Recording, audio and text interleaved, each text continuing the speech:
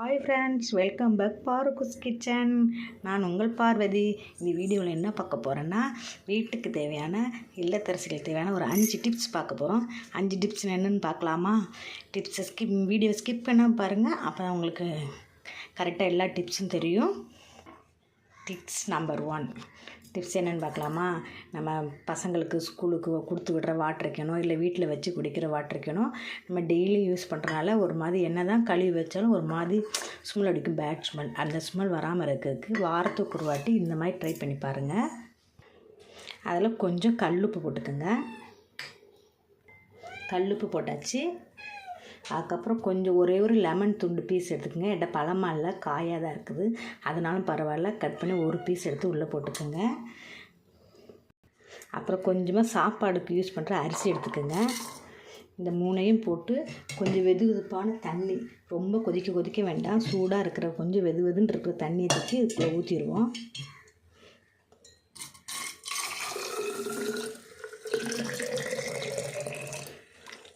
ஊற்றிட்டு ஒரு 5 நிமிஷம் நல்லா மூடி போட்டு நல்லா ஷேக் பண்ணுவோம்.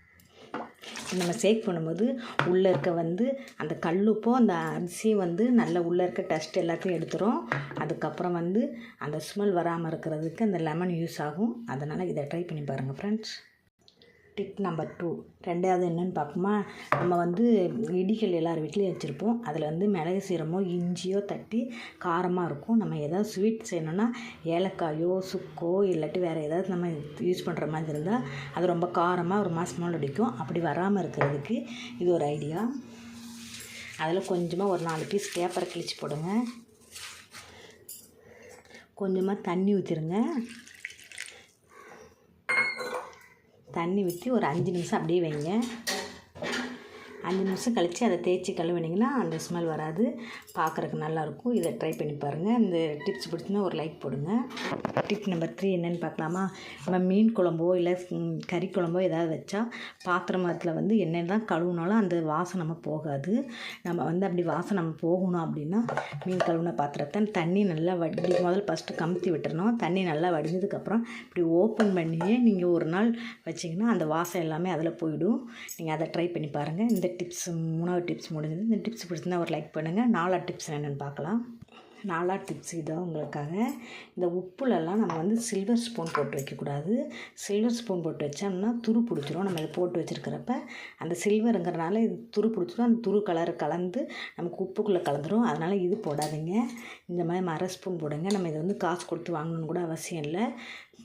நம்ம ஐஸ்கிரீமோ இல்லாட்டி ஏதாச்சும் ஒன்று கடையில் ஏதாச்சும் வாங்கும்போது கொடுப்பாங்க, அதை எடுத்து நீங்கள் வச்சு யூஸ் பண்ணிக்கலாம். இதை ட்ரை பண்ணி பாருங்கள். டிப்ஸ் நம்பர் 4 பிடிச்சிருந்தா ஒரு லைக் பண்ணுங்கள். டிப்ஸ் 5 என்னென்னு பார்க்கலாமா? இந்த மாதிரி பாக்ஸ் நம்ம கடையில் ஏதாச்சும் வாங்கும்போது ஸ்வீட் வாங்கும்போதோ இல்லாட்டி ஏதாச்சும் சோம்பப்படி ஏதாவது ஒன்று ஸ்வீட் வாங்க கொடுத்தாங்க. இதை வேஸ்ட்டாக அப்படியே நம்ம தூக்கி போடாமல் இதை எடுத்து வச்சிட்டோம்னா ஃப்ரிட்ஜில் பச்சை மிளகாவோ கருவேப்பிலை மல்லித்தலையோ எதையோ போட்டு நம்ம ஸ்டோர் பண்ணி வச்சோன்னா கூட ஒரு வாரம் தாங்கிறது 10 நாள் தாங்கும், 15 நாள் தாங்கும். இதை ட்ரை பண்ணி பாருங்கள். இந்த பாக்ஸை வேஸ்ட் பண்ணாமல் யூஸ் பண்ணி பாருங்கள். 5 டிப்ஸ் முடிஞ்சது. இந்த டிப்ஸ் எல்லாம் பிடிச்சிருந்தா ஒரு லைக் பண்ணுங்கள்.